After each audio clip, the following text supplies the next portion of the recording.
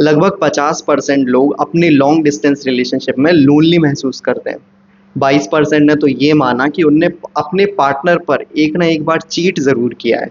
एक average long distance relationship का timeline है 3.5 साल और ऑलमोस्ट 27% लॉन्ग डिस्टेंस रिलेशनशिप अपने शुरू होने के 6 महीने के अंदर ही ख़त्म हो जाते हैं। देखिए, लॉन्ग डिस्टेंस रिलेशनशिप कोई नई बात नहीं है, पर इसको मेंटेन करना आज भी बहुत मुश्किल है। हमारे पास सारे टूल्स है, वीडियो कॉल, चैट, सारे ऑप्शन है, उसके बाद भी हम लोग स्ट्रगल करते हैं। तो क्या होता है एक लॉन्ग डिस्टेंस रिलेशनशिप? इसको हम मेंटेन कैसे कर सकते हैं? कौन सी वो चीज़ें हैं जिसकी वजह से आपका रिलेशनशिप ख़राब हो सकता है? और क्या होती है 777 टेक्निक? ये सारी चीज़ें आज हम इस वीडियो में जानेंगे।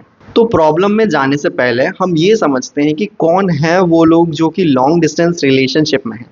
तो सबसे बड़ी पॉपुलेशन हमारे पास है स्टूडेंट्स की। अराउंड 33 से 35% स्टूडेंट्स लॉन्ग डिस्टेंस रिलेशनशिप में हैं। Then military couples and third is dual career professionals, मतलब कि वो कपल्स जिनकी शादी हो गई है या शादी नहीं भी हुई है, लेकिन अपनी जॉब की वजह से दोनों को अलग अलग सिटी में रहना पड़ रहा है और इस वजह से वो लॉन्ग डिस्टेंस मेंटेन कर रहे हैं। और फोर्थ कैटेगरी है वो लोग जो किसी डेटिंग ऐप पर मिले। अभी आपका पार्टनर किसी दूसरी सिटी में, आप किसी दूसरी सिटी में, आप बात ही कर रहे हैं, मिलना हुआ है नहीं हुआ है, एक लॉन्ग डिस्टेंस आप मेंटेन कर रहे हैं। फिर पांचवी और सबसे इंटरेस्टिंग कैटेगरी है इंटरनेशनल कपल्स की। अब इंटरनेट पर ऑलमोस्ट बाउंड्रीज नहीं है। फिजिकल बाउंड्रीज हमारी दुनिया में है, पर इंटरनेट पर ऐसी कोई बाउंड्री नहीं है। तो इस वजह से ये कैटेगरी काफ़ी इंटरेस्टिंग बन जाती है, जहाँ पर आपका पार्टनर किसी दूसरी कंट्री में है, किसी दूसरी टाइम जोन में है, तो उसमें काफ़ी अलग तरीके की प्रॉब्लम्स आती हैं। अब हम ये देखते हैं कि एक लॉन्ग डिस्टेंस रिलेशनशिप में क्या क्या प्रॉब्लम्स आते हैं। तो ऐसे कहने के लिए तो बहुत सारी प्रॉब्लम्स हैं कि मिल नहीं पा रहे हैं, एक दूसरे को देख नहीं पा रहे हैं, इमोशनली कनेक्ट नहीं कर पा रहे हैं, कम्युनिकेशन नहीं हो पा रहा है, टाइम मैच नहीं कर रहा है, शेड्यूल मैच नहीं कर रहा है, डर लग रहा है कि शायद आपका पार्टनर कहीं आप पे चीट ना कर ले, और भी कई तरीके की प्रॉब्लम्स। पर अगर हम इन सब कैटेगरीज को मिला दें और अगर रिसर्च की तरफ देखें तो हमें मिलती हैं 3 ब्रॉड कैटेगरीज। फर्स्ट है कम्युनिकेशन। तो लगभग 40% लोगों का ये मानना है कि वो अपनी रिलेशनशिप में खुश नहीं है या फिर लोनली फील कर रहे हैं क्योंकि वो एक दूसरे से अच्छे से कम्युनिकेट ही नहीं कर पा रहे हैं। आपकी बात ही नहीं हो रही है तो आप कैसे कैसे अपने रिलेशन को आगे बढ़ाओगे? अब दूसरा मेन फैक्टर है जेलसी और तीसरा मेन फैक्टर है चीटिंग। तो अगर आपने इन तीनों चीज़ पर कंट्रोल कर लिया, पहला कम्युनिकेशन 40%, सेकेंड जेलसी 28%, थर्ड आपका चीटिंग 17%, अगर ये 3 फैक्टर पर आपने काम कर लिया तो आपका रिलेशनशिप पहले से काफ़ी अच्छा हो जाएगा और आपको इतना एफर्ट नहीं लगेगा उसे मेंटेन करने के लिए। तो आगे अब इस वीडियो में हम इन 3 चीज़ पर ही बात करेंगे कि आप इनको कैसे कंट्रोल कर सकते हैं। सबसे पहले हम अपनी सबसे बड़ी प्रॉब्लम पर काम करना शुरू करते हैं, जो कि है कम्युनिकेशन। अब डॉक्टर जॉन गॉटमैन कहते हैं कि आपका जो रिलेशनशिप है उसका एक टाइमलाइन होना चाहिए कि 1 साल, 2 साल, कुछ महीने, कितने टाइम तक आप लॉन्ग डिस्टेंस रिलेशनशिप में रहेंगे और फिर उसके बाद आपका डिस्टेंस जो है ख़त्म हो जाएगा। अब ज़्यादातर ब्रेकअप्स इसीलिए होते हैं क्योंकि आपका जो रिलेशनशिप है वो काफ़ी अनसर्टेन है। अगर आप अनसर्टेनिटी को ख़त्म कर देते हो एक टाइमलाइन के साथ, तो इसके बहुत चांसेस हैं कि आपका रिलेशनशिप बच जाएगा। देन सेकेंड इज़ आप बात कैसे करते हैं। हमें ये लगता है कि वीडियो कॉल पे हम एक दूसरे को देख पा रहे हैं, हम एक दूसरे के इमोशन समझ पा रहे हैं, तो वीडियो कॉल करना एक अच्छी चीज़ है, राइट? बट रिसर्च ये बताती है कि वीडियो कॉल का कम्युनिकेशन पर ज़्यादा इफ़ेक्ट नहीं पड़ता। सबसे ज़्यादा इफ़ेक्ट पड़ता है चैट्स का। आप किस टाइप से चैट करते हैं, आप किस टाइप से रिस्पॉन्सिव रहते हैं, आप कितनी जल्दी रिप्लाई करते हैं। ये सब चीज़ों का काफ़ी इम्पैक्ट पड़ता है आपके कम्युनिकेशन पर। तो वीडियो कॉल तो ज़रूरी है ही, लेकिन जब आपका पार्टनर आपको मैसेज करे तो कोशिश करिए कि आप जल्दी रिप्लाई कर दें। और कुछ टाइम होता है ना, जैसे आपको पता होता है कि आपका पार्टनर ऑफिस में है तो वो रिप्लाई नहीं कर पाएंगे, वो दैट इज़ अंडरस्टैंडेबल। पर अगर आप रात में बात कर रहे हैं, आप दोनों के पास एक दूसरे के लिए टाइम है और उसमें भी आप लेट रिप्लाई कर रहे हैं और ये ऑलरेडी समझ में आता है कि वो किसी और के साथ ऑलरेडी बात कर रहे हैं, तो कोशिश करिए कि आप ऐसा ना करें और आपका जो है एक अनडिवाइडेड अटेंशन अपने पार्टनर को दीजिए। एंड हमारा थर्ड पॉइंट है 7-7-7 का रूल, जो कि मैंने आपको वीडियो के शुरू में बताया था। ये काफ़ी सिंपल रूल है। तो पहला 7 कि आपको हर हफ्ते में एक बार अपने पार्टनर के साथ एक डेट नाइट करनी है। ऑनलाइन ही होगी डेट नाइट, उसमें आपको साथ में खाना खाना है, हो सके तो साथ में सेम खाना खाइए दोनों, और साथ में मूवीज़ देखिए। आजकल कुछ ऐप्स होती हैं जैसे कि टेली पार्टी है, जहाँ पे आप साथ में मूवीज़ देख सकते हैं। और लवीफाई ऐप आप ट्राई कर सकते हैं अगर आप अपने पार्टनर के बारे में ज़्यादा जानना चाहते हैं, उसमें काफ़ी इंटरेस्टिंग क्वेश्चंस होते हैं। तो हफ्ते में एक बार जहाँ पर आप एक दूसरे के साथ अपना ये टाइम बिता सकें और ये एक्टिविटीज़ कर सकें, एक तरीके की वर्चुअल डेट नाइट, ये काफ़ी ज़रूरी है। अब दूसरा 7 है कि आपको हर 7 हफ्ते में एक ना एक बार अपने पार्टनर से मिलना ज़रूर है, और ये एक ओवरनाइट स्टे होना चाहिए। आप साथ में जाएँ, किसी होटल में रुकें, कहीं एक छोटा-सा वीकेंड प्लान कर लें। इस टाइप से आप करेंगे तो ज़्यादा अच्छा है। प्लान नहीं कर पा रहे हैं, अगर अनप्लान्ड रखते हैं तो और भी अच्छा।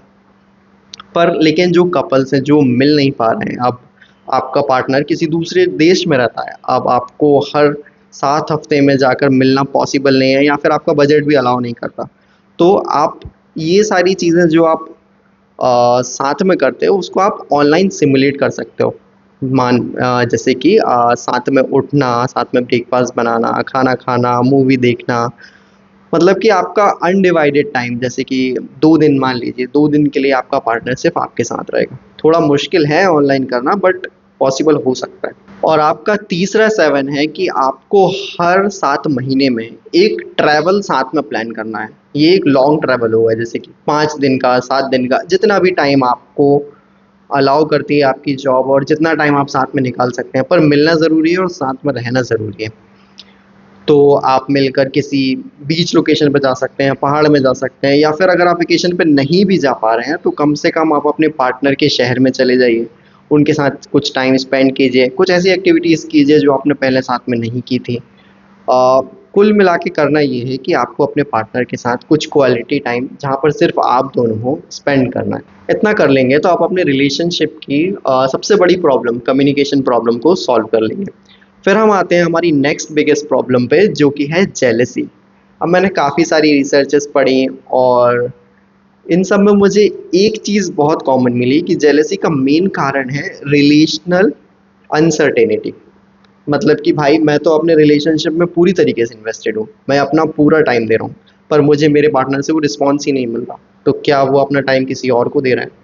ये फ्यूल करता है आपकी जेलसी को और भी ज़्यादा।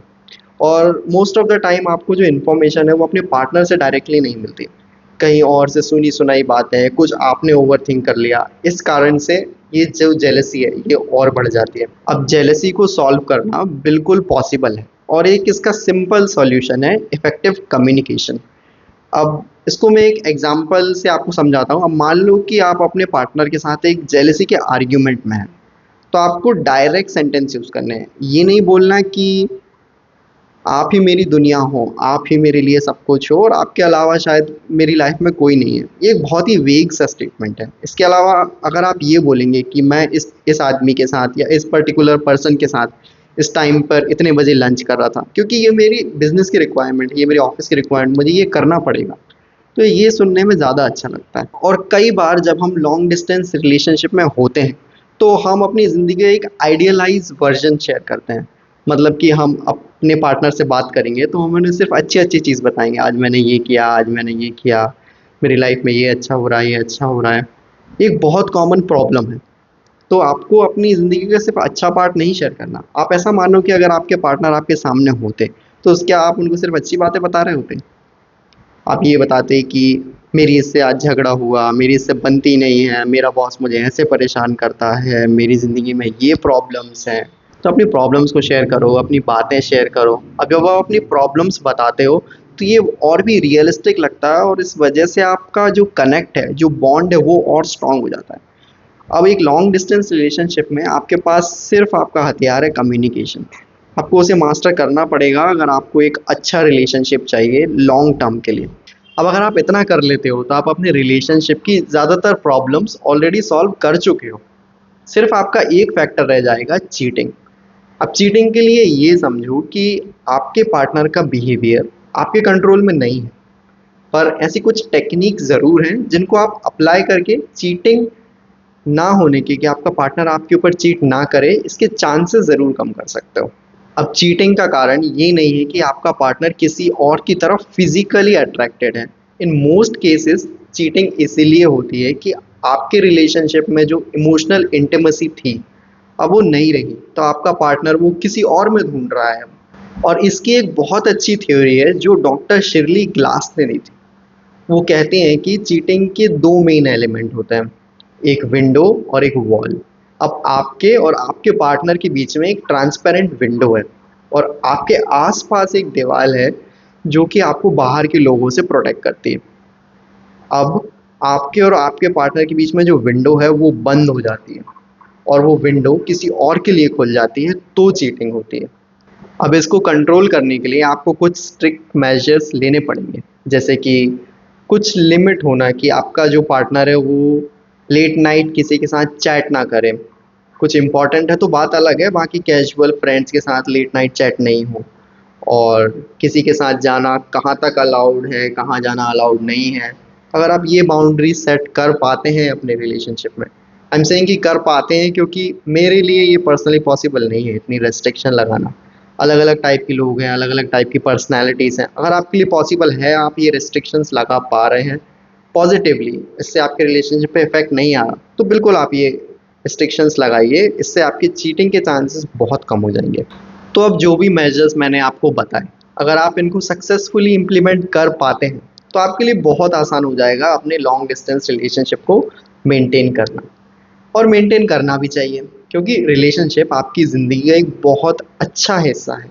वो आपकी ज़िंदगी को और जीने लायक और खुशनुमा बनाता है। पर ये सब फ्री नहीं है, इसके लिए आपको एफ़र्ट डालना पड़ेगा, आपको कॉम्प्रोमाइज़ करने पड़ेंगे, आपको टाइम देना पड़ेगा, आपको एक डिसिप्लिन मेंटेन करना पड़ेगा। पर अगर आपको अपने रिलेशनशिप की कदर है, अगर आप देख रहे हैं कि इस इंसान के साथ मुझे एक बहुत लंबे टाइम तक रहना है, एक अच्छा रिलेशनशिप मेंटेन करना है, तो आप ये सारी चीज़ें बड़े आराम से कर लेंगे। इसमें इतनी कोई बड़ी बात भी नहीं है। तो बस अपना ध्यान रखिए, अपने रिलेशनशिप का ध्यान रखिए। और बहुत सारी चीज़ें शायद मैंने इस वीडियो में कवर नहीं की हैं, तो मुझे कमेंट्स में बताइए, हम उन्हें अगली वीडियो में ज़रूर कवर करेंगे।